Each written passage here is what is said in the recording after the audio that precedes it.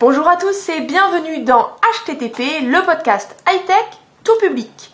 Aujourd'hui, nous sommes le 3 avril et vous regardez l'émission numéro 3.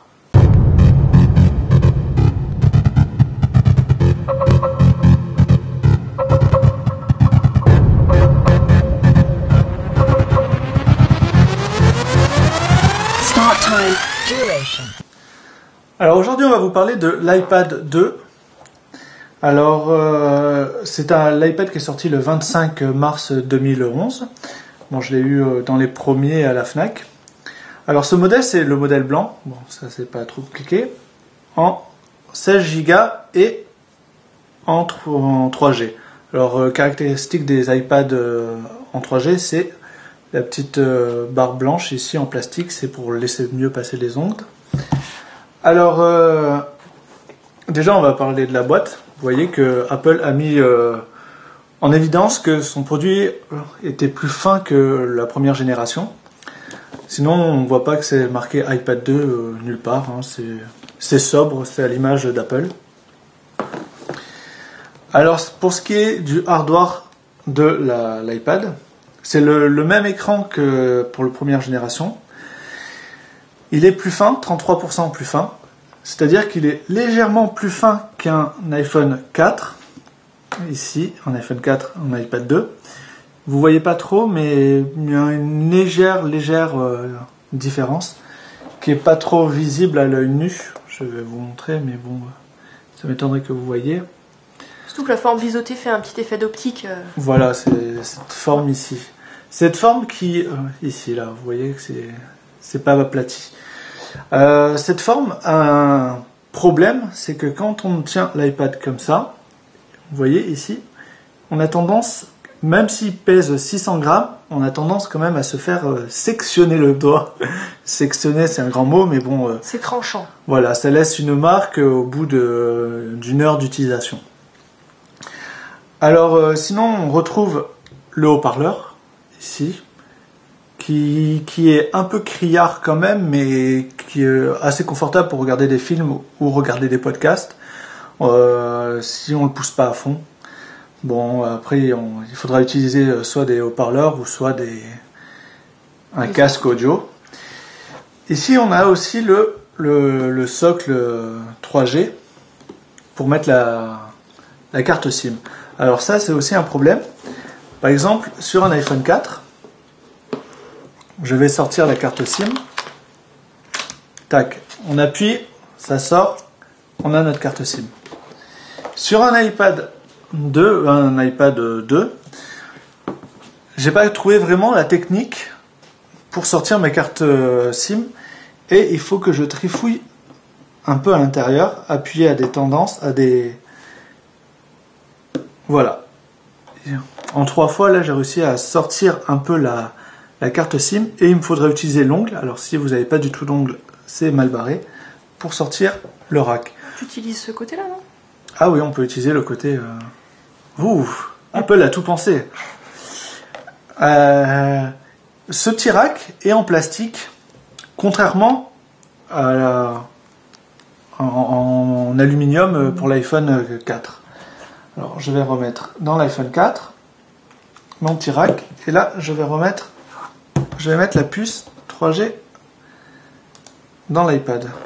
Donc micro SIM, hein, parfait si vous avez un iPhone 4. Un iPhone 4. Si vous avez une autre marque, c'est embêtant parce que vous ne pouvez pas passer votre SIM de votre téléphone à l'iPad. Donc si vous avez Internet illimité, vous ne pouvez pas vraiment en profiter. Alors là, vous voyez, maintenant il y a marqué SFR, le petit sigle Wi-Fi à côté. Voilà. Alors pour ce qui est des menus, alors par exemple dans Réglages, vu que l'iPad est beaucoup plus grand, vous voyez, qu'un iOS d'un iPhone 4. Par exemple, si on va dans Menu, on n'a que une partie de l'écran présent à l'iPad. Bon, ça c'est un avantage de l'iPad parce que l'écran est plus grand, mais bon... ça, au moins on sait où on va. Par exemple, si là on clique sur Général, il y a juste marqué Général en haut et puis on n'a pas le menu à droite. Bon bah ça je trouve que c'est pas trop comparable vu que ça c'est quand même un écran plus grand que là un petit, il faut faire des choix. Alors, ouch, il y a eu un petit bug. Alors, dans les applications, bon, maintenant, il y a des caméras frontales et arrière. Et, par exemple, on va utiliser la nouvelle application révolutionnaire PhotoBoost. Boost. Alors, je ne sais pas si vous connaissez, c'est un des classiques d'Apple. Ça vous déforme un peu l'image qui est devant. Vous mettez votre face devant, puis ça fait des images assez drôles, marrant, 1 minute, 2 minutes, et puis après, on s'en lasse vite. Par exemple, voilà, on s'en lasse vite. Je vais vous montrer une photo que j'ai prise. Voilà. Ne vous inquiétez pas, c'est pas ma tête. Hein. Donc on peut enregistrer les différentes images. On peut enregistrer les différentes images.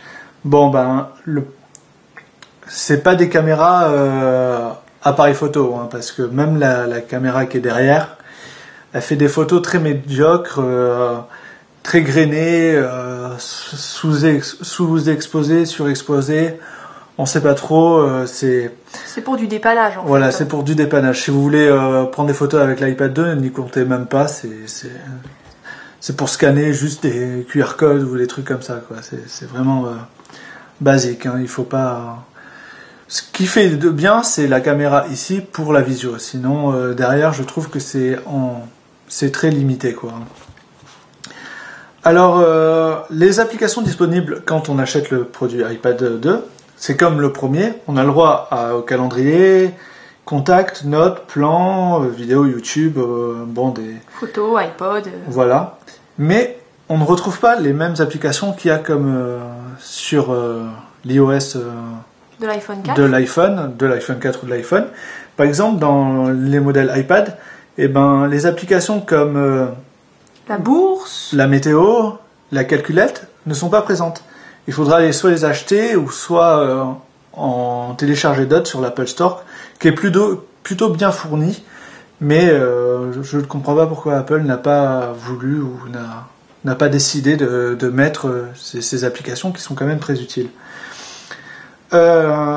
Pour ce qui concerne les applications avec la compatibilité des deux OS, par exemple, il y a des développeurs comme SauTV, une très bonne application que je vais parler tout à l'heure, qui ont décidé de faire un SauTV HD pour iPad et un SauTV normal pour téléphone iOS, téléphone iPhone quoi, ou iPod Touch pour iOS mobile quoi, plus mobile que l'iPad. Ils ont décidé de faire payer 2 fois l'application, soit une application HD qui est un peu plus chère que l'application pour téléphone mobile. Il y a des applications qui sont compatibles iPhone et iPad. C'est des applications universelles. Universelles, il y en a beaucoup qui ont fait ce choix. Mais je trouve que ce choix de faire une application pour iPad et pour iOS, c'est très bien, pour iOS iPhone, c'est très bien si le prix est raisonnable. Voilà, si le prix est raisonnable. Par exemple, il y a des applications qui sont à 2 € sur l'iPhone et après on la retrouve à 8 € sur iPad. Et je trouve pas qu'il y ait beaucoup de modifications à faire sur une application pour la porter à l'iPad. C'est très raisonnable, c'est juste du graphisme, mais bon, je suis pas développeur, je peux pas non plus trop m'exprimer.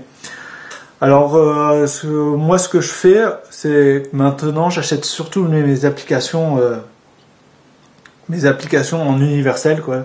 Je passe complètement à côté des applications qui sont compatibles que iPhone ou que iPad. J'espère peut-être changer les avis des développeurs, on sait jamais. On retrouve le Game Center sur les iPads. Donc The Revolution, quoi. The Revolution, on se demandera encore à quoi ça sert. Alors, maintenant qu'on a parlé de ce problème d'application,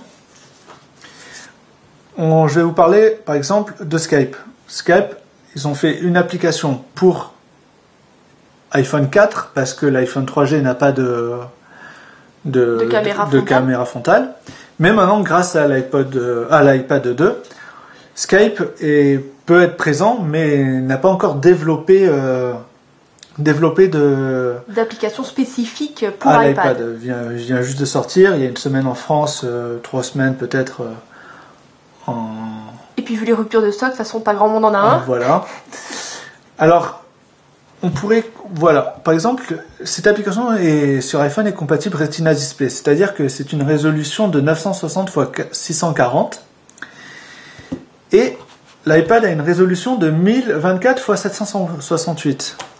Mais vous avez, ce qui fait que la résolution de l'iPhone 4, on pourrait la retrouver à peu près grande comme ça. On couvrirait à peu près 70% de la taille de l'iPad. Donc c'est quand même pas mal. Je vais vous lancer Skype et vous allez voir, en normal, voilà ce qu'elle donne.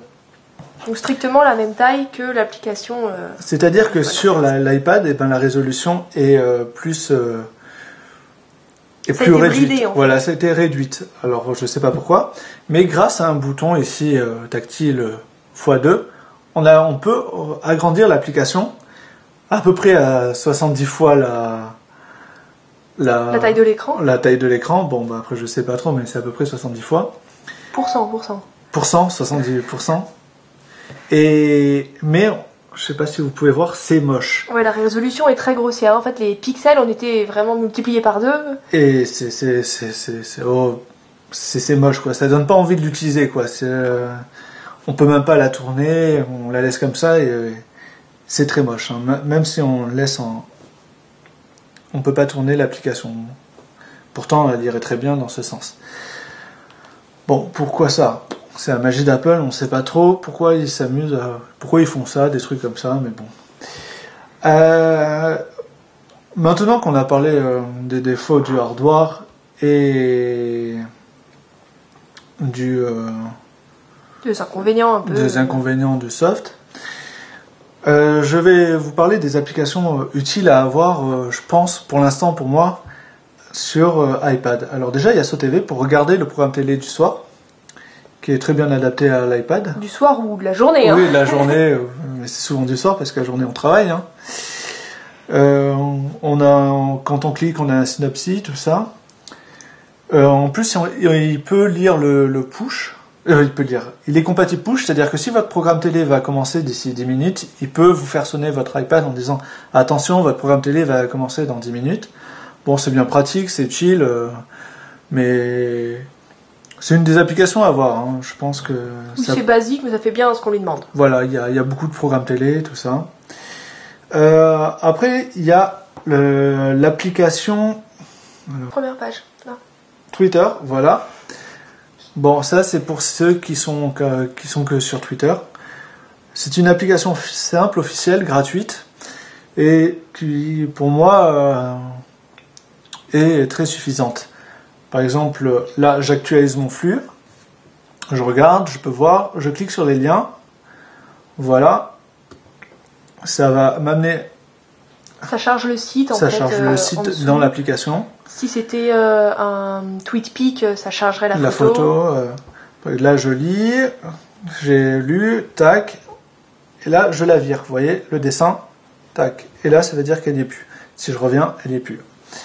Si on veut avoir des informations sur l'utilisateur de doigt, on tourne, ça arrive à marcher mieux. Voilà, on tourne, on a des informations sur l'utilisateur, on le remet. En plus, elle est compatible push, c'est-à-dire que les mentions, les notifications moi ou les DM, ça nous avertit en fait. Voilà, par un petit pop-up en plein milieu, même si on n'est pas dans l'application. Elle est très simple, gratuite, elle est officielle et puis elle me convient parfaitement. Et une de mes préférées, c'est Flipboard. Alors, à noter qu'il n'y a pas d'application Facebook pour iPad. Parce que Mark Zuckerberg et son équipe ont décidé que le site est tellement bien fait et qu'il est compatible à iPad. En fait, ils trouvent que c'est pas assez mobile pour développer une application spécifique. Mais il est très, très bien fait. Donc pour lire son Facebook de manière agréable, on peut notamment utiliser l'application Flipboard. Voilà. Par exemple, ça va nous mettre sous forme de livre. Alors je vais, par exemple, mon RSS des blogs. Vous voyez, j'ai une image, un gros titre, un résumé, tout ça dans la même page. Et vous voyez, ça fait une sorte de livre. Et c'est très agréable à lire. Je trouve que lire, par exemple, mes liens Facebook ou mes liens Twitter, c'est parfait. Ça fait une sorte de résumé en fait. Donc s'il y avait un lien joint sur le tweet, eh bien on a un résumé Du lien. Du lien. Enfin, on a le début du lien qui est mis. Donc ça nous donne une information sur ce qu'il y a. Et si on est intéressé, on peut par exemple... Sur le hamster joueur, par exemple, on descend et ça va nous charger le site. Et là, vous voyez, par exemple, j'ai un petit résumé, la photo, qu'on va retrouver après sur son site en disant... Voilà, pour lire donc l'intégralité du post. Là, on retrouve quelques tweets. Bon, donc un peu à la manière d'un magazine avec les tribunes sur les côtés pour tout ce qu'il n'y a pas de lien en fait. voilà. Donc suivant les tweets qui ont été mis aussi, on a juste une photo s'il y avait une tweet pic ou quelque chose comme ça. Donc ça organise de manière Très esthétique. agréable. Et je redécouvre quand même une façon de naviguer qui est plutôt très bien. Hein. Par exemple, là, il y a les photos Instagram. Bon, Instagram, c'est surtout c'est que des photos. Puis on peut retrouver des photos. Ça fait des sortes d'albums photos vraiment super jolis par rapport à juste les consulter les unes derrière les autres. Voilà. Après, ce qu'on peut notifier aussi que j'ai oublié de parler, c'est un défaut. Bon, déjà, il y a le connecteur. Et dans l'iPad 2, on vient le mettre. Et vous voyez, ici, ça fait un jour. Mais de l'autre côté, c'est parfait. Et ça fait un peu produit pas fini. Ils auraient peut-être pu développer un connecteur arrondi pour épouser la forme en fait de l'iPad. Mais après, il n'aurait pas été compatible, par exemple, sur un iPhone ou quoi. Ce qui fait quand même ce qui fait aussi la force du produit. Oui. La force du produit, c'est qu'on peut acheter un iPad ou un iPhone, un iPod, ce sera toujours le même connecteur et ce sera parfait. Bon, bah, c'est un défaut qu'on retrouve aussi là sur le jack. Ce petit. Donc jack, la prise pour mettre les écouteurs. Hein. Voilà, ce petit défaut. D'ailleurs, qui fait que le dock iPad 1 n'est pas compatible à iPad 2. Ça, c'est la largeur, je pense. Bon, on verra parce qu'on vient de commander un iPad 1 et on pourra faire la comparaison entre les deux. Ce qui est la navigation web, c'est pour ça que je l'ai pris. Je trouve que tout est très fluide. On est limité à 9 pages.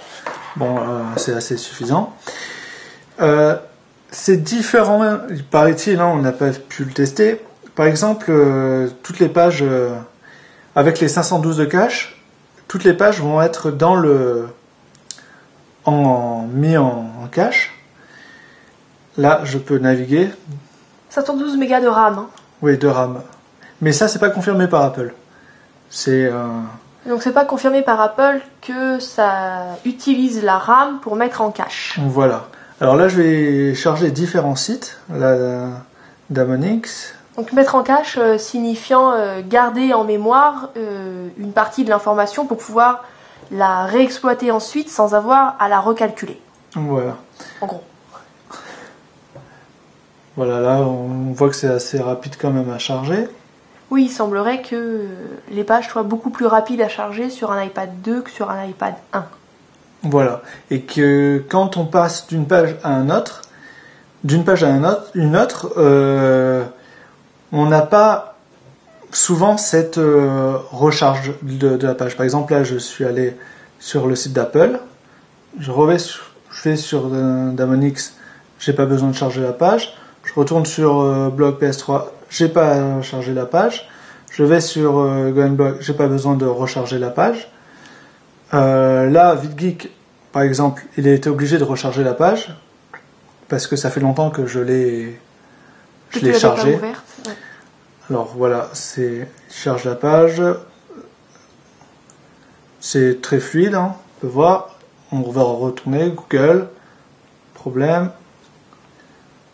Là, il est obligé de recharger la page, vous voyez, et il paraît que cette différence est moins importante en fait. Par exemple, sur chaque page, vous allez avoir besoin de le faire sur l'iPad 1, et là sur l'iPad 2, ça va être moins souvent. Alors, ça aussi, on pourra le comparer avec l'iPad 1. L'iPad 1. Mais pour naviguer sur Internet, c'est très très très très bien.